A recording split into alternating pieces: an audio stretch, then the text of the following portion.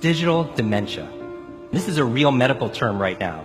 This is the idea that we're outsourcing our brains to our smart devices. We're so reliant on our smartphones that our smartphones are making us stupid. Does that make sense? I mean, it's convenient. I don't want to memorize 500 phone numbers, right? Nobody wants to do that. But we've lost the ability to memorize one. Like if I give you a 7-digit number now, how difficult? Would you find that kind of difficult to memorize, like a phone number that you used to do years ago? Yes or yes?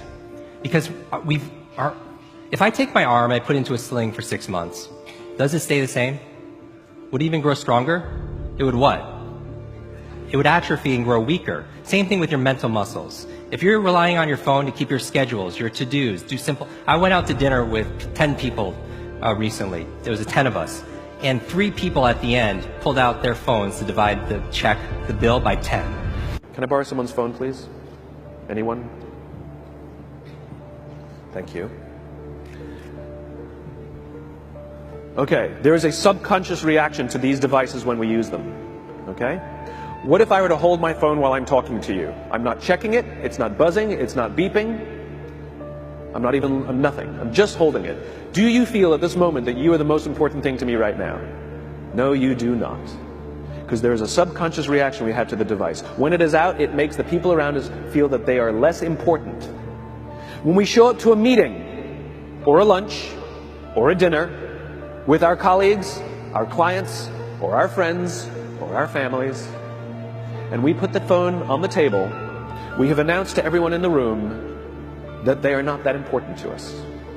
And by the way, putting the phone upside down is not more polite.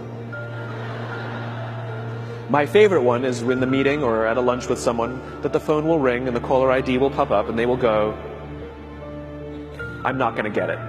Oh, so magnanimous. Oh, I'm lucky to eat with you today. Or they could just put the damn thing away. You can tell how addicted we are.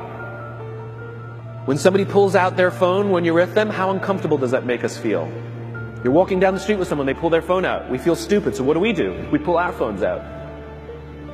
We're so addicted. Somebody goes to the bathroom when we're at dinner, and what do we have to sit there by ourselves? God forbid we should look around the room for 5 minutes. We pull our phones out. Meetings, awful. What do we do when a meeting happens, right? Everybody's sitting waiting for the meeting to start. Bob's running a few minutes late. Bob's here? Okay, start the meeting. Do you know when relationships are built? All that in between time. Thank you very much.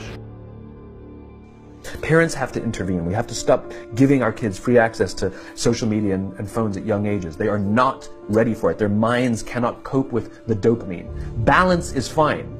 You can give a kid a phone, but they can't use it in their bedroom. They can't have it at the dinner table. They can't take it to school. They can only have it up to a certain hour, and you take it away. They're children. You can take the phone away. We've got to intervene. The science is alarming. They did experiments on mice where they did the multitasking. They put flashing lights to mimic going from the computer to the cell phone, the computer to the cell phone to the TV.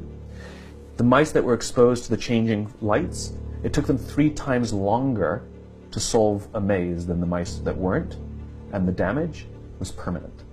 It didn't improve when they stopped the lights.